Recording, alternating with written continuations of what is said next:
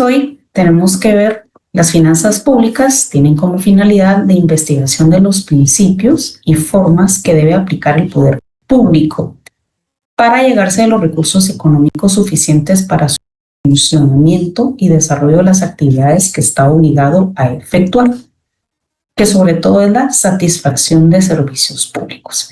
Si nos vamos a la satisfacción, a la regulación legal de la satisfacción de las necesidades públicas, Iris Vicente, ¿dónde lo encontraremos?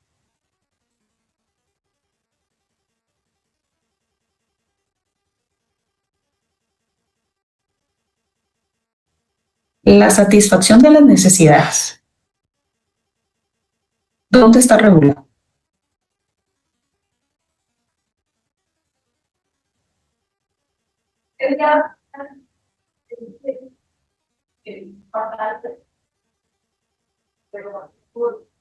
Le escuchamos, Iris.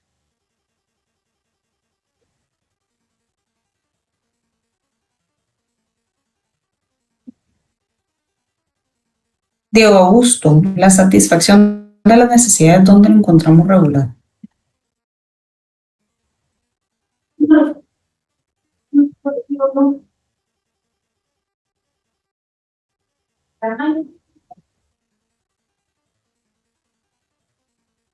Melissa López.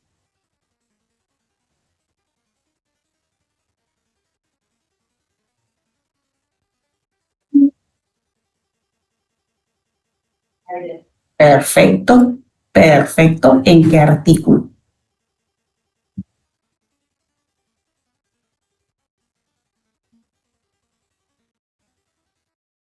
Veamos a alguien que tenga por ahí su constitución. Recuérdense que para hoy había que leer el régimen financiero de la constitución en relación a la satisfacción de las necesidades públicas, el bien común. May, cuéntenos.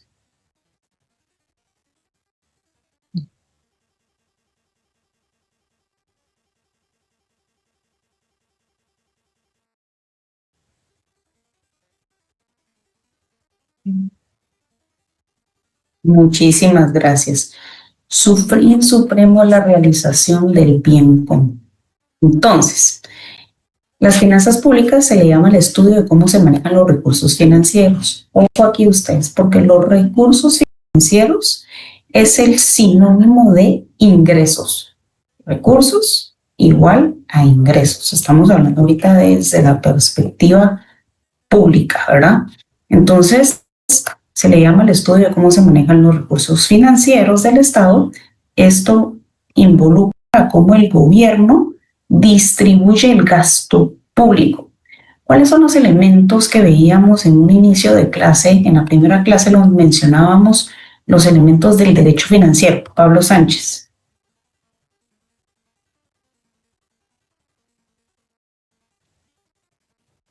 Pablo, no sé si escucha.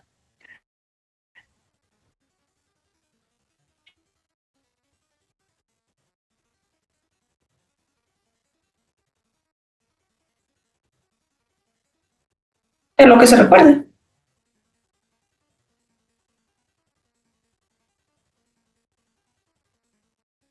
¿Alguien los elementos?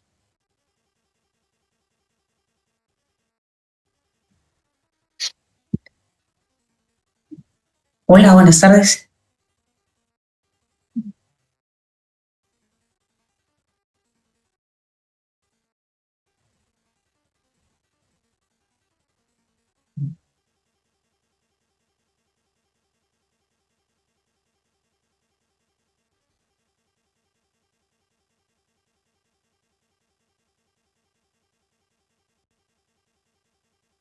Ok, gracias. Daniel Villatoro.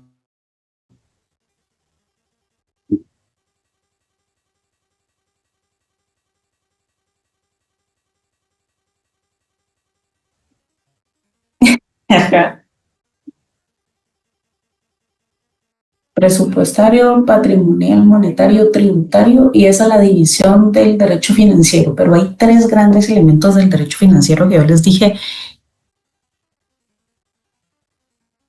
Excelente. Ingresos, egresos y gestión de recursos, y en eso radican, sí, todo nuestro curso del derecho financiero. Lo vamos a estar viendo constantemente, ¿verdad? Muchísimas gracias ahí por el apoyo.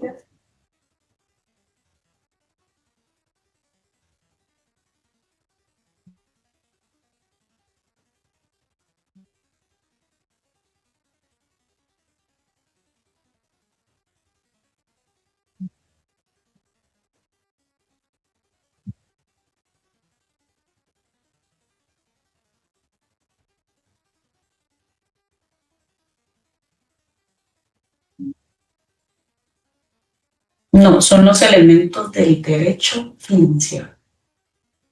El derecho.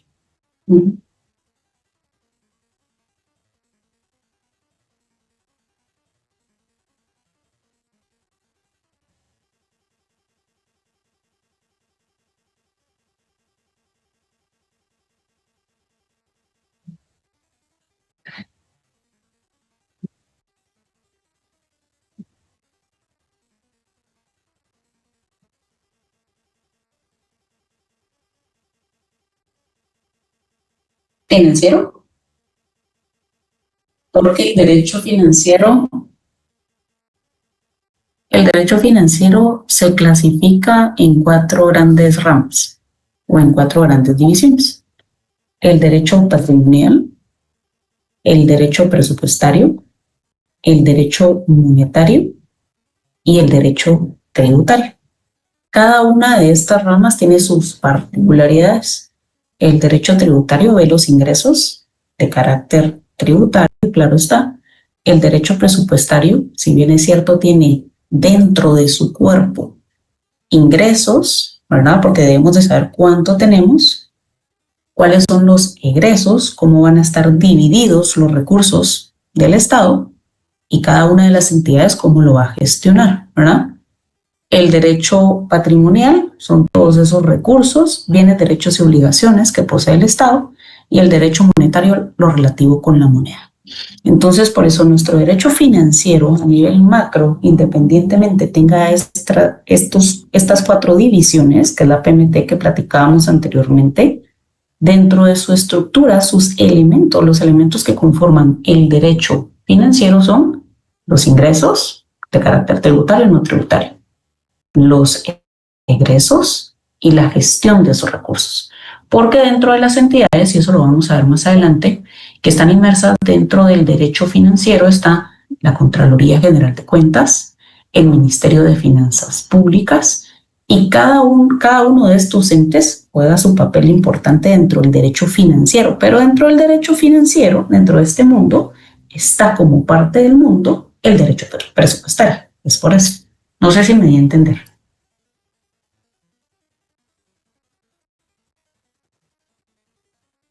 Puramente financiero, pero obviamente el enfoque acá es un enfoque jurídico, ¿verdad? Entonces ya con la explicación que me acaba de dar ya me queda claro. Sí, Muchas gracias. un gusto. Gracias. ¿Cómo se le denomina también a las finanzas públicas? Economía pública, ese es el símil que se le da a las finanzas públicas. Economía pública o finanzas del sector público.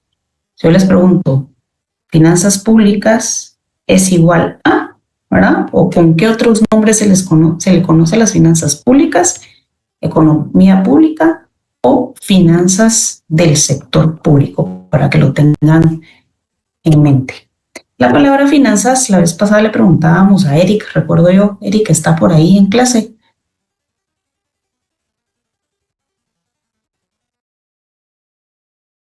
Vamos a ver, Eric, ¿se recuerda que la semana pasada estábamos consultando qué significaban las finanzas para usted? Y usted nos daba un concepto. ¿Qué concepto nos daría hoy después de haber leído el texto? Es saber administrar tanto los bienes como los bienes que uno posee, tanto como sus activos y pasivos, ingresos y egresos. Ok, ahí estamos desde la perspectiva personal, desde las finanzas de las personas.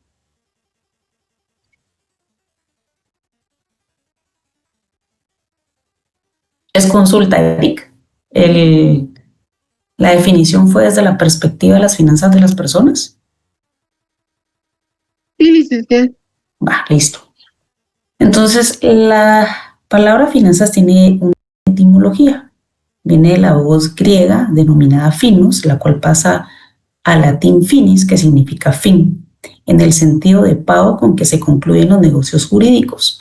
Proviene del participio latino finatio o pagado. ¿Cuál es el contenido de las finanzas públicas? Recordamos que las finanzas, ¿verdad?, públicas está contenido por instituciones, valores y principios que desarrolla la actividad financiera del Estado. Entre las diversas instituciones que contienen las finanzas públicas es importante mencionar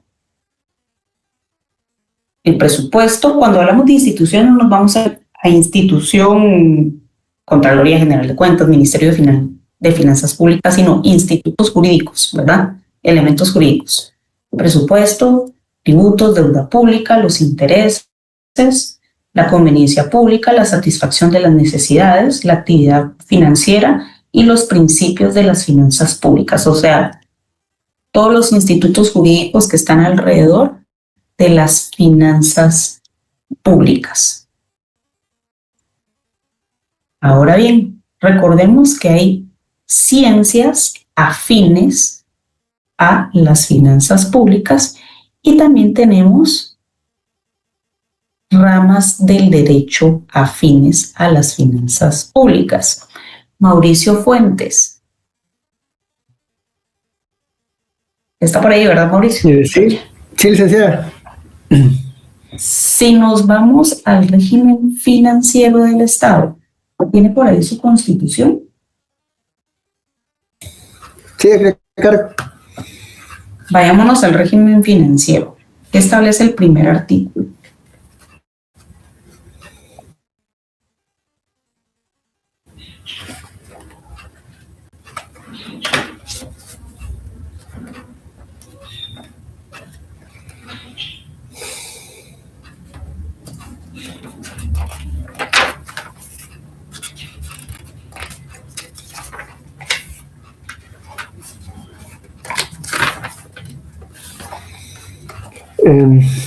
Artículo 237. Presupuesto general de ingresos y egresos del Estado.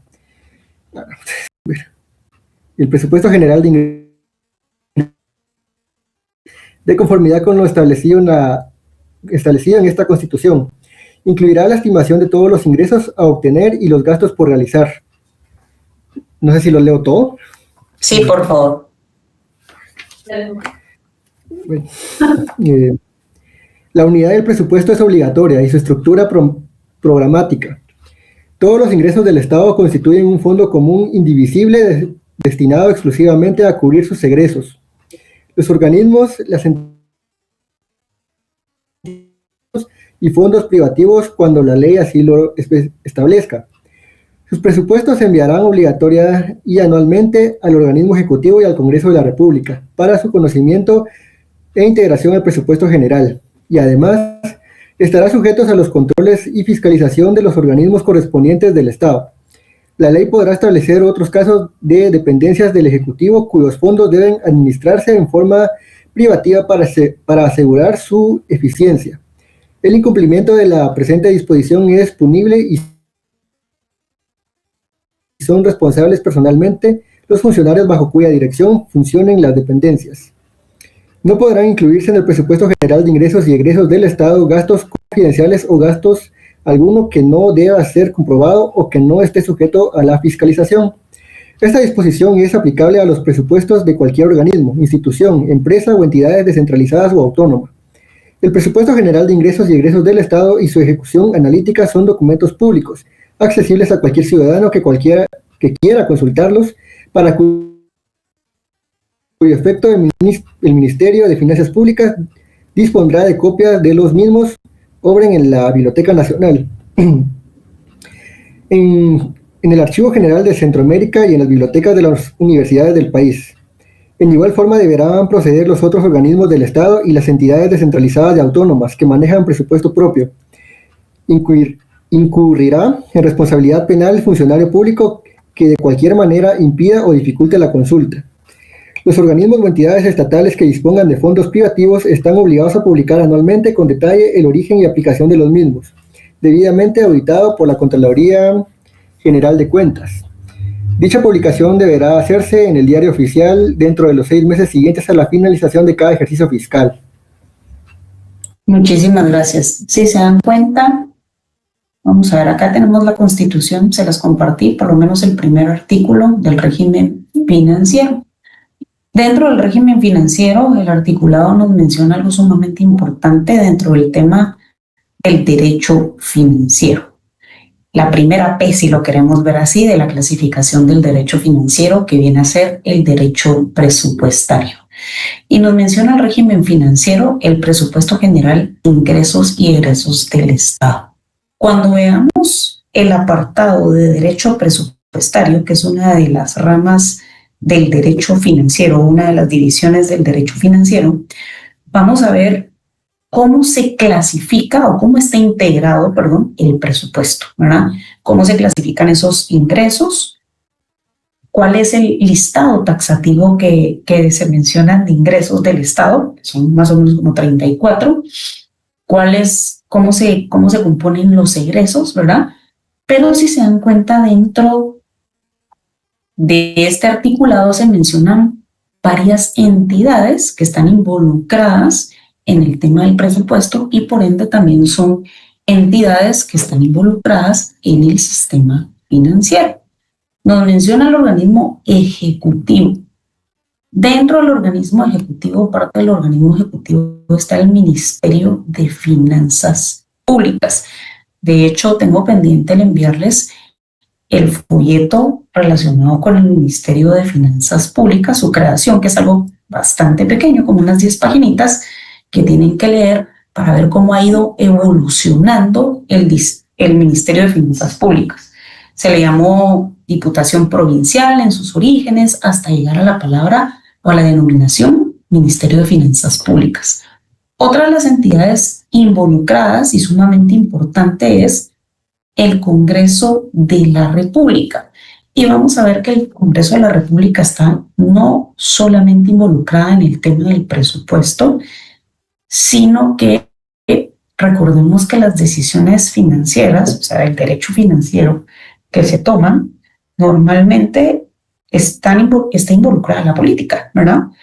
Cuando veamos el derecho tributario, que es una de las divisiones del derecho financiero, vamos a ver también que en el Código Tributario, en el artículo 13 menciona, se requiere la creación de una ley para. Eso quiere decir que el Congreso de la República, mediante una ley ordinaria, debe de crear impuestos, debe de crear exenciones, debe de crear el hecho generador, la base imponible, el tipo impositivo, la ley del presupuesto, ¿verdad? Se aprueba mediante el proceso legislativo y vamos a ver cómo nace la ley del presupuesto y todo esto pasa por el Congreso de la República. Recuérdense que ahorita de hecho estamos viendo que hay amparos, ¿verdad? O inconstitucionalidades en razón del presupuesto, hay recursos jurídicos pendientes y si se dan cuenta, también acá se hace mención,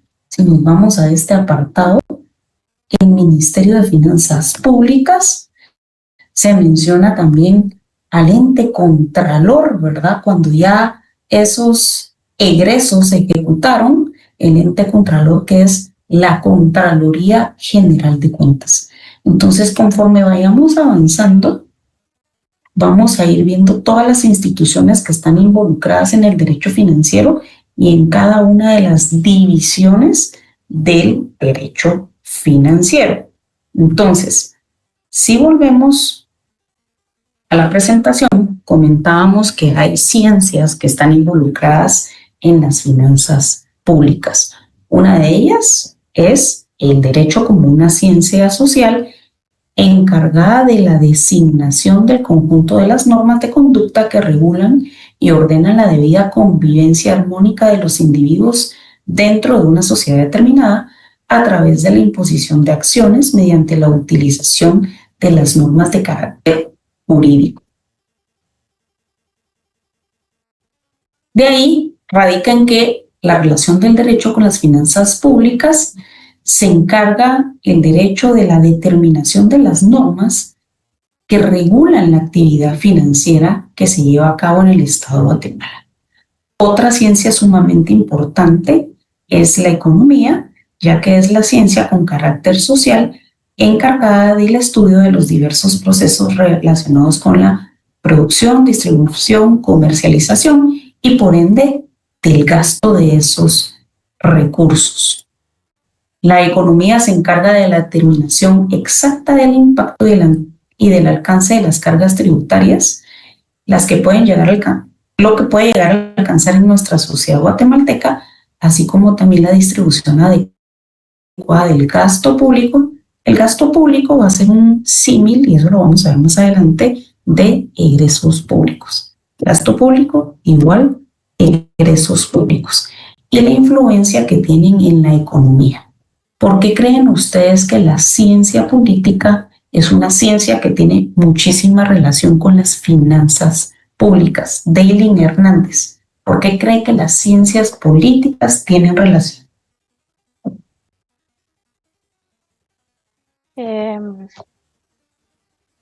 Es porque manejan las normas de cómo se va a mover la economía. Gracias, Daylin. Eric Orozco.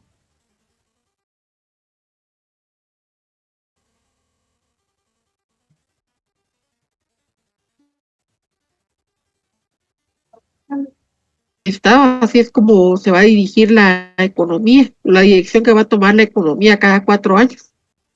Muy bien. Wendy Xiomara Barrios. Wendy, ¿qué nos puede decir en relación a por qué la ciencia política tiene relación con las finanzas públicas? ¿Por qué cree? Porque yo pienso que las ciencias políticas se relacionan con las finanzas porque el poder político define la obtención, distribución y el uso de los recursos públicos, siendo las finanzas el medio para ejecutar las decisiones que el Estado toma. Excelente. ¿Qué es lo que está pasando actualmente? ¿Por qué hay tanto revuelo con el tema del presupuesto? Hay muchas inconsistencias que realmente yo a nivel personal creo de que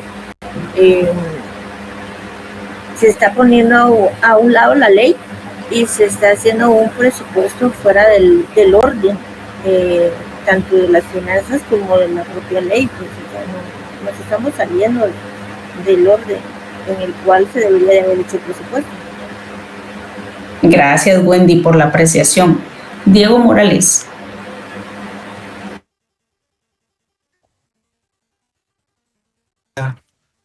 A ver, Diego, cuéntenos, ¿por qué considera que la ciencia política tiene relación con las finanzas públicas? Porque la política está metida en todo, siento yo. Y como dijo el compañero Eric, quien está al cargo de la presidencia es quien mueve los gastos, siento yo. ¿Quién está a cargo del gobierno? ¿Quién está a cargo del gobierno? O sea, así como está el Ministerio de Finanzas, ¿verdad? Es el que mueve los ingresos, siento yo. Gracias. ¿Alguien que nos quiera dar un contexto de qué está pasando actualmente con el tema del presupuesto y por qué es tan importante la ciencia política? ¿Qué está pasando actualmente? ¿Qué estamos viendo? Diego Augusto García. Sí, Diego. Muchísimas gracias. Pues como bien dijeron anteriormente, es porque hay ciertas inconsistencias o inconstitucionalidades dentro del presupuesto, porque dicen de que se aumentó de más para ciertas dependencias del Estado y para otras no. Entonces el Congreso, como vio que no cuadran ciertas cosas, y otros abogados presentaron un amparo diciendo que las que el presupuesto está excediendo la cantidad de dinero que, digamos, el país no tiene, que se tendría que prestar y como que va a haber un adeudo externo. A ver, solo quédese ahí. Perdón por la interrupción. Ahorita dejo que continúe. Ojo acá con lo que dijo Diego. Que nos estamos excediendo con los recursos que tenemos y por ende esto va a llevar como consecuencia una deuda. Ojo, porque recuérdense que cuando veíamos las decisiones financieras, si ustedes ya hacen ese cotejo de información, dentro de las decisiones financieras está, cuando estamos en números rojos, si lo queremos decir así, ¿qué podemos hacer? Nos endeudamos. ¿Por qué? Porque no tenemos los suficientes recursos, pero tengo más gastos de los ingresos. Perdón, Diego, solo quería hacer ahí esa acotación para poder unir el folleto anterior con lo que usted nos está mencionando. Siga, disculpe la interrupción. Y como dijo, ¿qué tiene que ver con la política? Pues como básicamente todas las dependencias se mueven con el dinero del Estado. Si no hay dinero, no hay medicina. Si no hay dinero, no hay seguridad, por así decirlo, pero no se hacen las carreteras, no se hace nada. Entonces, políticamente, esta es más una guerra de poderes que básicamente lo que el Estado tendría que ver, porque es más se están peleando políticamente que por el avance del país. Entonces, la política entra porque son los que rigen el Estado, el Ejecutivo es el que rige el Estado, y media vez el Congreso no avance, también por políticas el legislativo no aprueba, y si no aprueban ya se van al judicial, que tienen que, ya meten también las narices, porque como no aprueba el Congreso le tiran al judicial, y el judicial a la Corte de Constitucionalidad. Entonces por eso la política tiene que ver en todo, solo eso. Muchísimas gracias, Diego, por la apreciación. ¿Alguien más que quiera opinar? ¿Qué está pasando actualmente? Claudia. Sí, gracias, licenciada. Sí, fíjese que hay mucho que hablar sobre el presupuesto. La verdad es que el país, una verdad bastante latente es que el país crece cada vez más. Y me recuerdo que cuando estaba viendo ciencia política, la catedrática nos enfatizó muy bien esto de que mientras un estado crece, el presupuesto también debe crecer. No es que yo esté de acuerdo, ¿verdad?, con el aumento del presupuesto, pero si nosotros visualizamos, damos una pequeña mirada, ¿verdad?, hacia el frente o atrás o a algún lado, nos damos cuenta que el presupuesto con el que se viene manejando el Estado realmente no ha cubierto todas las necesidades. Un problema de ellos es la falta de seguridad. Entonces, la población sigue creciendo demográficamente. El presupuesto desde hace años debió aumentarse. Y entonces, la política que el Estado ha estado tomando a través de, si lo queremos decir así, a través del Congreso, es tratar de contener, ¿verdad?, el presupuesto. Entonces, y eso es lógico porque todo esto va en función a los ingresos que el Estado de Guatemala es capaz de recaudar a través de los impuestos. Entonces, prácticamente se puede decir que las políticas que eran funcionales, políticas económicas, que es donde entra el rol, ¿verdad?, de por qué las finanzas públicas tienen relación con la ciencia política, es porque la ciencia política es justamente eso, ¿verdad? Estudia las políticas o las normativas o decisiones que se van a tomar en cuanto a la economía. Entonces, el punto es que Guatemala desde hace mucho tiempo ha necesitado reformas políticas, revisión de las mismas para que el Estado de Guatemala pueda ir de acuerdo a su capacidad y su volumen. Entonces, ese estira y encoge siempre lo vamos a tener mientras el Estado no opte por políticas realistas o decisiones, políticas que establezcan las reglas del juego o decisiones, ¿verdad?, que lleven a una realidad. Entonces, yo creería que obviamente el Ejecutivo está pidiendo lo que necesita, pero si se le pone se le establece un límite en función a lo que el Estado es capaz de recaudar. Entiendo que también es otra política, ¿verdad? Porque no sería correcto endeudarnos. Sin embargo, ahí entra otro tema, la deficiencia en la recaudación, porque hay muchas grandes empresas, imperios y grupos de empresas que no están pagando los tributos tal cual son. Entonces, es ahí donde se produce nuestro déficit fiscal y por concerniente la decisión que el Ejecutivo pues le queda tomar es contraer el presupuesto y mantenerlo como el de hace muchos años, ¿verdad? Entonces, esa es mi opinión. Dijo algo muy importante, Claudia, dentro de todo lo que dijo, hay puntos sumamente importantes. Uno, todos los días la situación varía, ¿verdad? Socialmente todos los días crecemos, las condiciones cambian y por eso es que el derecho también debe de ser dinámico, debe de acoplarse a la realidad que se está viviendo, ¿verdad?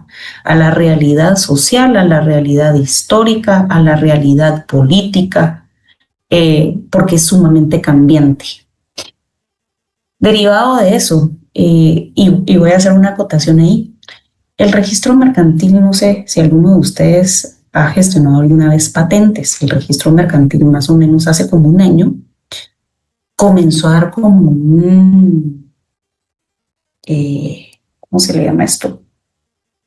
Daba la patente, ¿verdad? Pero también un tipo de, ay Dios, un cuadradito como para ponerse como que si fuera ¿cómo le llamamos? Lo que va colgado en el cuello cuando uno se pone el nombre, supónganse un carnet. Un carnet, ajá, ¿se dieron cuenta? Cuando gestionan la patente, ¿verdad? Ahora viene también un carnet, un gafete, ¿verdad? Entonces la gente decía, ay, qué bonito esto.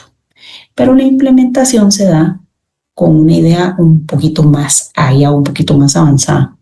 Claudia mencionaba algo bien importante. Hay empresas que no pagan los tributos que deben pagar, pero más o menos el 28% nada más de guatemaltecos tributamos. Eso quiere decir que la informalidad, aparte de los imperios, ¿verdad? Porque el sector privado es el que mantiene la economía del país, los pocos que tributan, la economía informal es sumamente alta, ¿verdad?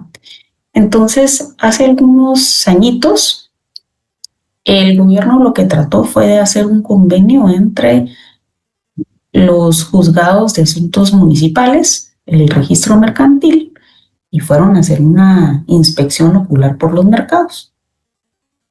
Comenzaron a pedirle a la gente de los mercados la patente y obviamente la gente de los mercados, dentro de las excusas, era que no tenían dónde colgar la patente.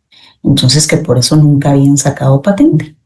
Derivado de eso, existe ahora el carnet. ¿Por qué existe el carnet? Porque la visión es que la gente de los mercados o la gente informal se comience a formalizar. Por eso también es que nace un régimen tributario más o menos beneficioso, que es del pequeño contribuyente, ¿verdad? Porque entonces lo que se trata es de impulsar a que la economía informal se formalice. Entonces le dijeron a estas personas, usted ya no tiene excusa de no tener su patente exhibida o colgada porque no tengo dónde colgarla. Usted se puede poner el carnet, ¿verdad? En el cuello y entonces ya con eso nosotros sabemos que usted es formal.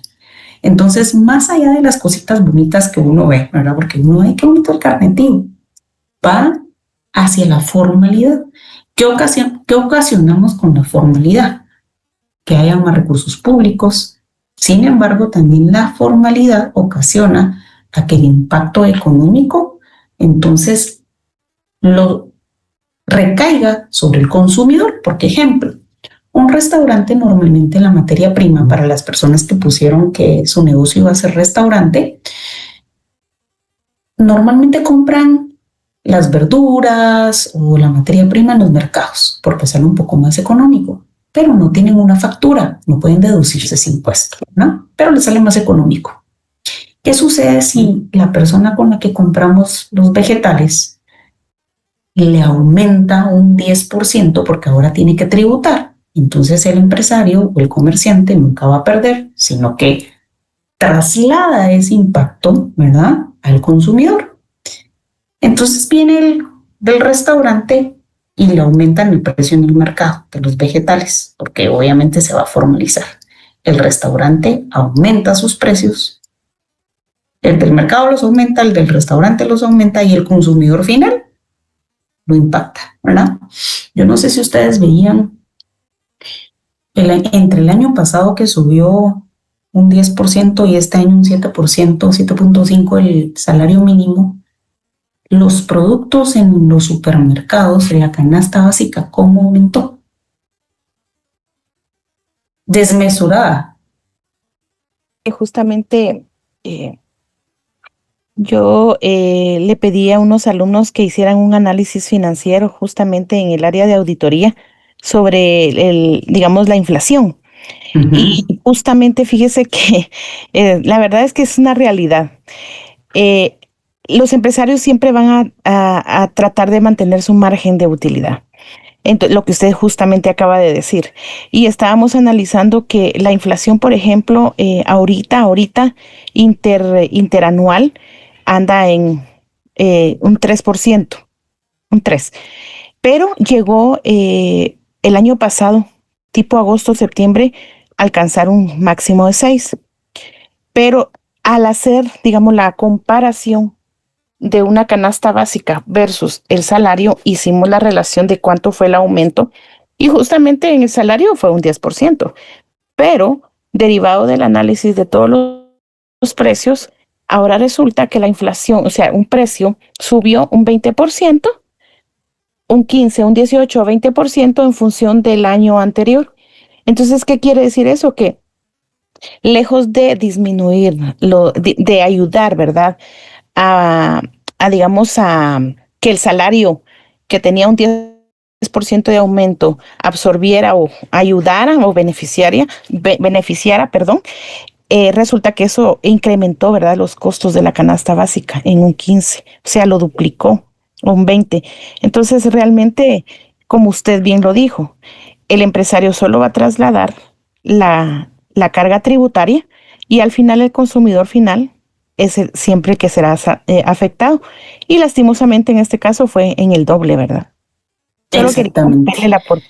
Entonces nos subieron, ¿verdad? Ganamos 350 quetzales más, pero estamos gastando más de lo que nos subieron, ¿verdad?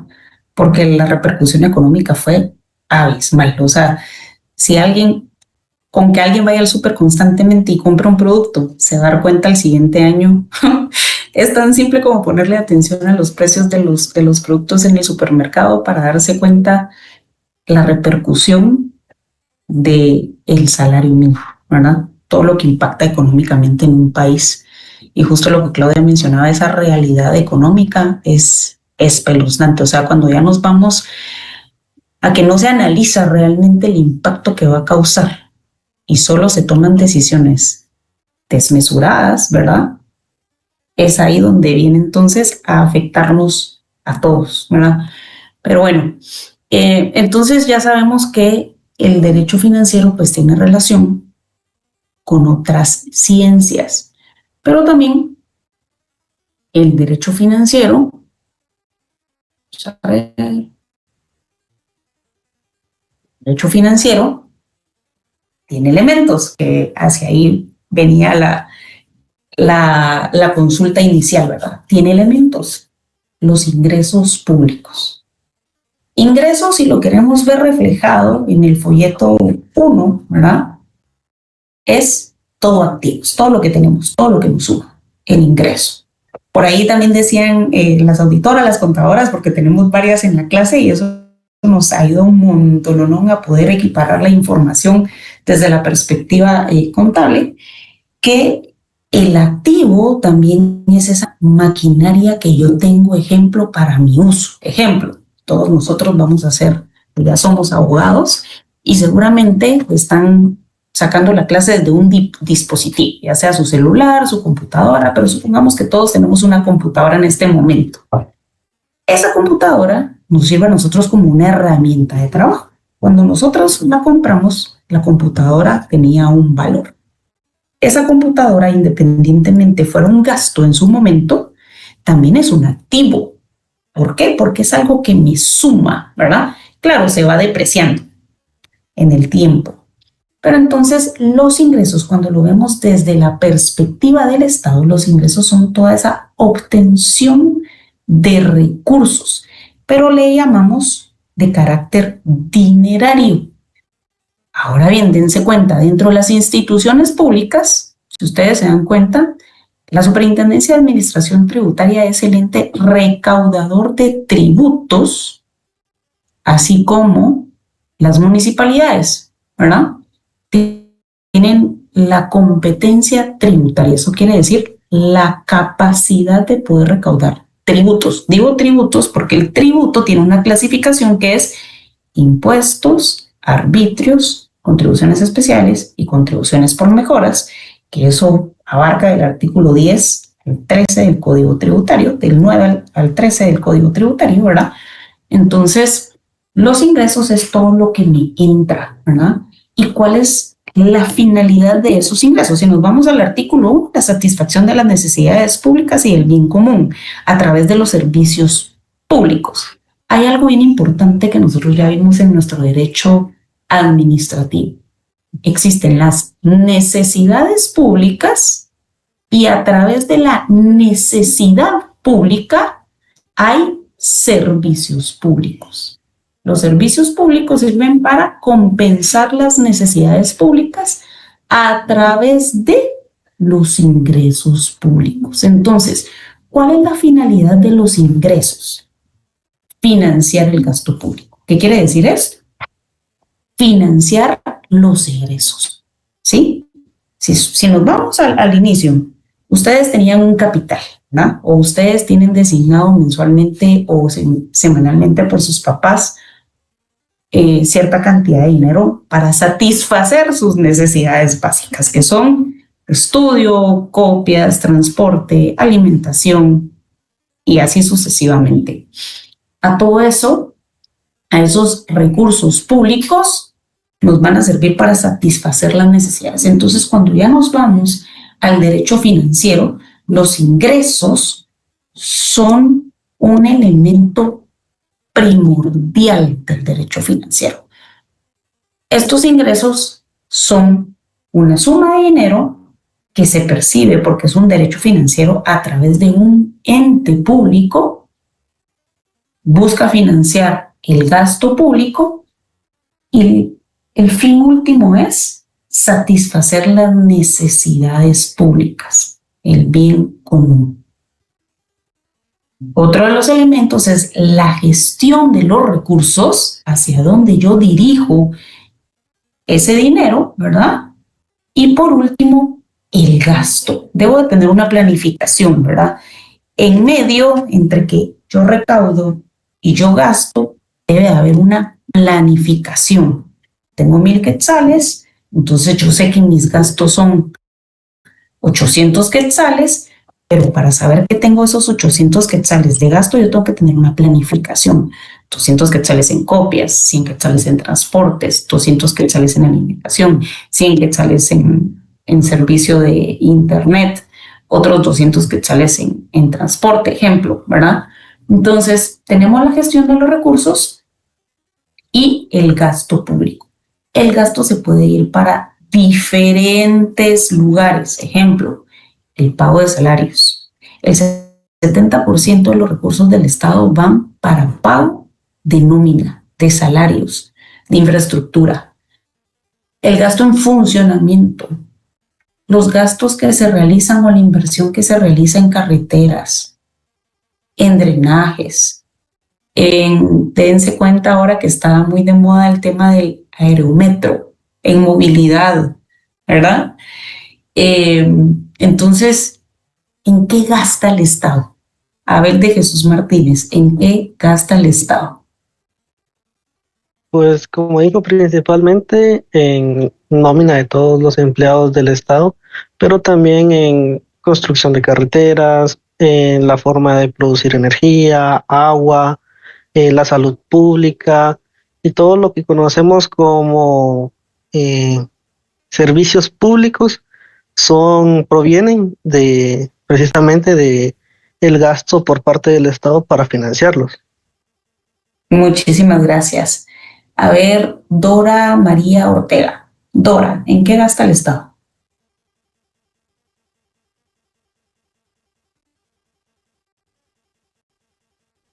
Las necesidades públicas, ¿verdad? De electricidad, servicios de basura, la salud, en los hospitales, ¿verdad? Y todas las cuestiones que sirvan para la realización del bien común.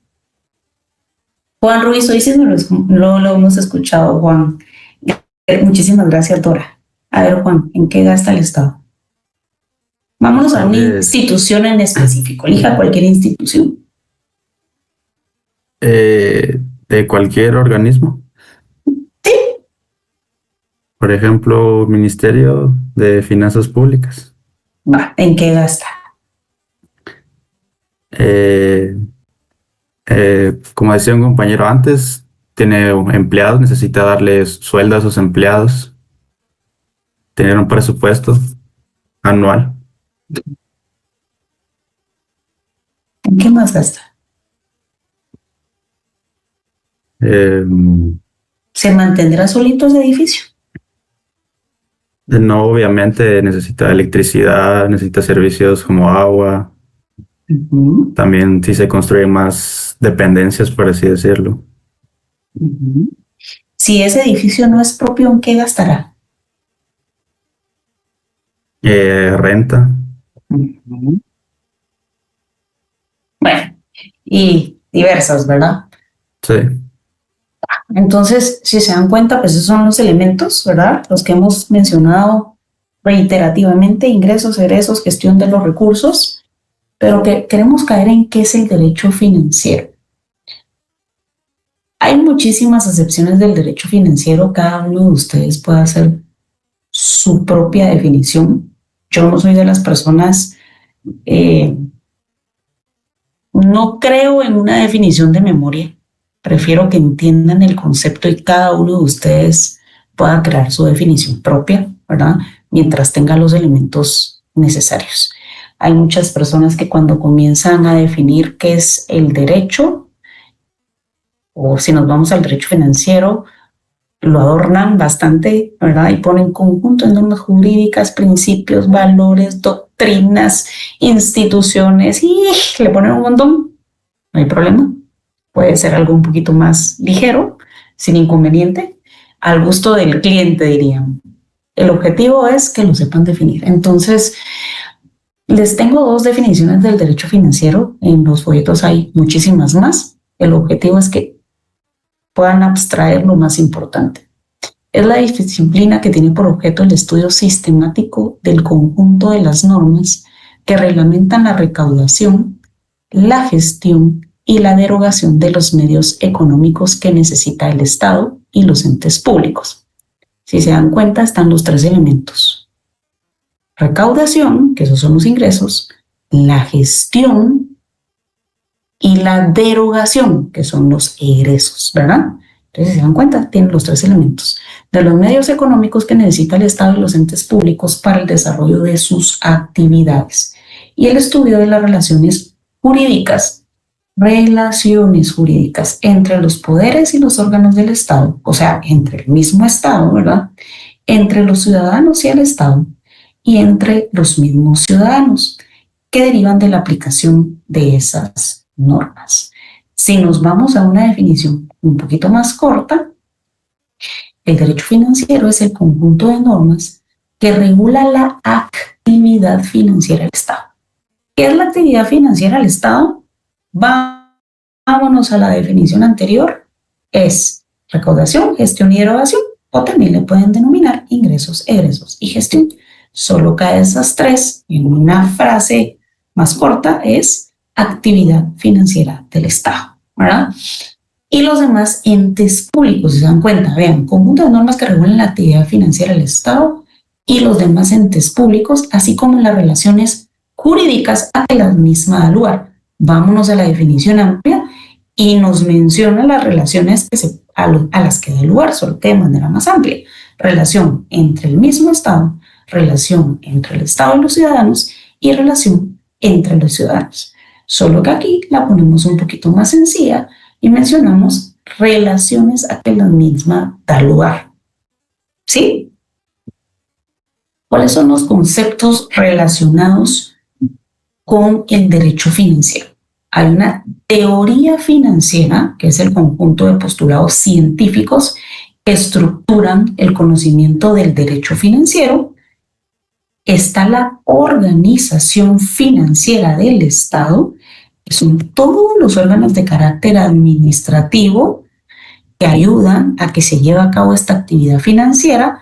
Dentro de estos tenemos el Ministerio de Finanzas Públicas, la Junta Monetaria, el Banco de Guatemala, la Contraloría General de Cuentas, el Congreso de la República, todas las instituciones que vamos a ir viendo que están inmiscuidas en la actividad financiera del Estado. A esto le llamamos como organización financiera. Son todas esas entidades gubernamentales de carácter administrativos que van a ayudar a que se lleve a cabo la actividad financiera del Estado. Y concluimos con las características del derecho financiero. Son 3. Es un derecho autónomo y sistemático.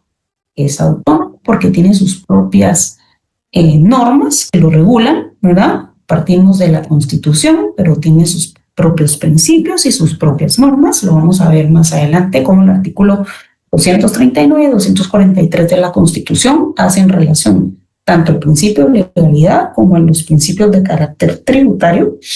Es público porque regula las relaciones que ya habíamos mencionado dentro de la definición del derecho financiero, que es entre el Estado y dentro de los propios organismos del Estado, dentro del Estado y los ciudadanos y dentro de los ciudadanos, y por eso es de carácter público, porque es la relación que tiene el Estado con los particulares, y es sistemático ya que conlleva un conjunto de pasos y procedimientos de carácter ordenado, por eso es sistemático, para llegar a un fin. Entonces, lo vamos a dejar ahí. El jueves comenzamos a ver el régimen financiero en la Constitución. Hoy solo leímos un artículo y vemos ley de bancos y grupos financieros.